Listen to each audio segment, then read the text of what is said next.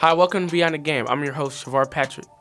Today, we're joined by Wesley Fluellen, former NBA player with the Orlando Magic and international basketball veteran. After a 12-year professional career from Europe to South America, he now leads Fundamental First Basketball Academy, where he's helped nearly 300 student athletes secure scholarships, from foster care to pro basketball. His story is one of perseverance and giving back.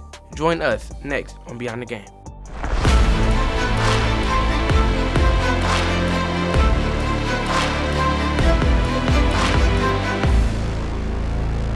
Welcome to Beyond the Game, Episode 3. I'm here with former NBA basketball player Wesley Fluellen. How are you doing today? Great, man. Excited to be here, part of your podcast, man. This is awesome. Thank you. What was your most memorable moment on the court during your NBA career? Honestly, just being selected. I mean, there's millions of people who wish, and kids around the globe, my son included, they all want to go to the NBA. Mm-hmm. And not too many people get selected, whether you play a small time, a big time, or you have an opportunity to even just to get in the door. So just the opportunity to have a chance to play was like the most memorable moment for me. Okay. Yeah, a lot of kids nowadays want to be in the NBA, and a lot of people say that it's not realistic. What's your comment on that? Well, I believe that the mind is the strongest thing in the body, because it controls everything. If you surround yourself with the right people and you consistently do what you need to do, the opportunity, it's a higher percentage for you to accomplish that goal as a result of it. And even if you don't accomplish it, you know that you can live with the fact that you've done everything that you could to have an opportunity to do so. Okay. How did your mindset approach the game? Well, my mindset, like as you heard me speaking to the school earlier, I was an individual who didn't play sports.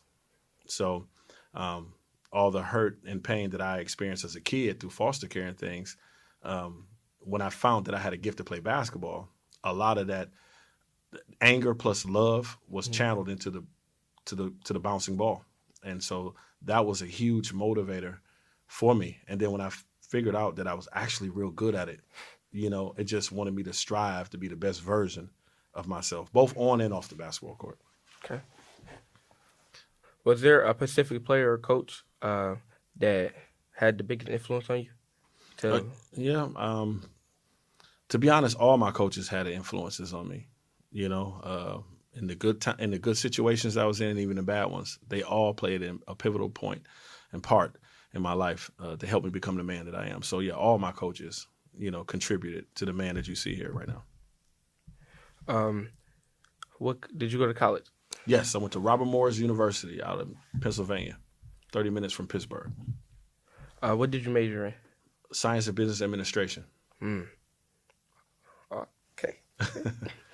What was the biggest challenge you faced as a player in the NBA? How did you overcome it? Well, I mean, every level is higher, right? But I always welcomed that. So I'm an individual who loves challenges. I actually believe that I thrive off challenges. So I welcomed all the challenges that came with being a part of that organization. If you had the longevity like LeBron, would you still be playing?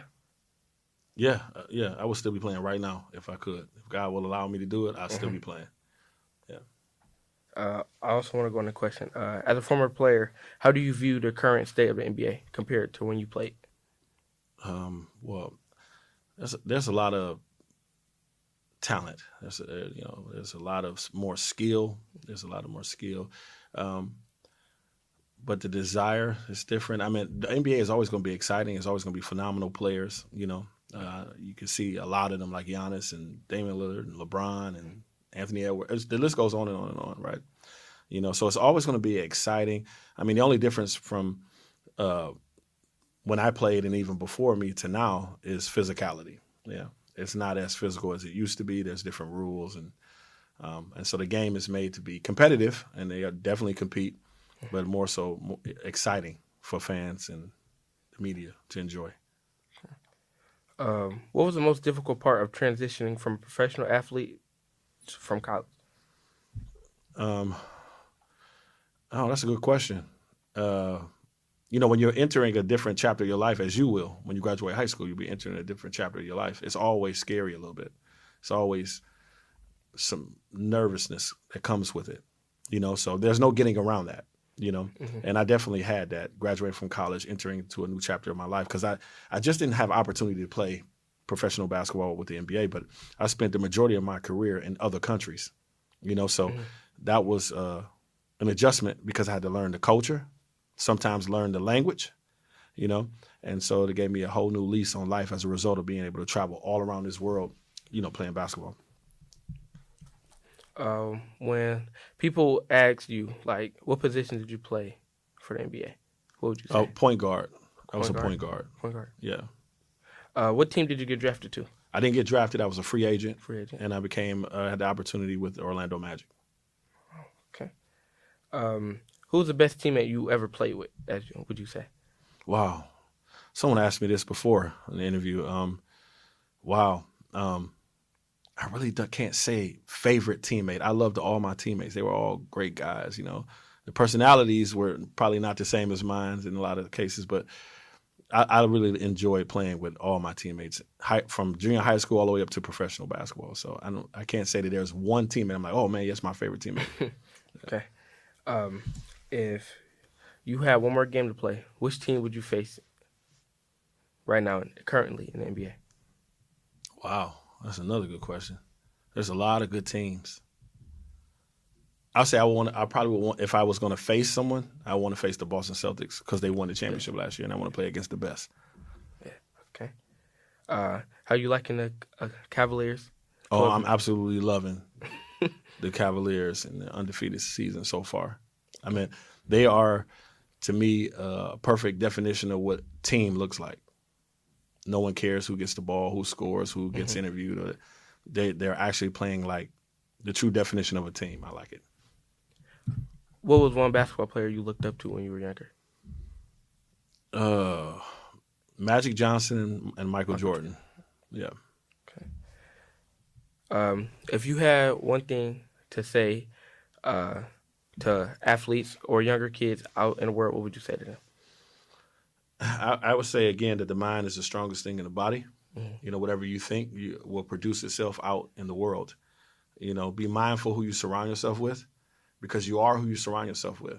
And for example, in my story, the people that I was hanging around with, in middle school and elementary school, those kids were wrong for me. And a lot of them are unfortunately dead or in prison or in a bad situation. But when I changed who I was surrounding myself with, a lot of my friends played in the NBA or NFL or baseball or doctors, lawyers, own their own dentistries, actors, actresses, because I changed the surroundings. So be mindful who you surround yourself with, because you are who you surround yourself with.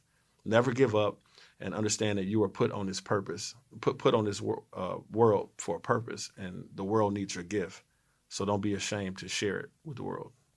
Thank you. Yeah. Thank you for coming on today. Appreciate you, man. Thanks for having me here, man. All right.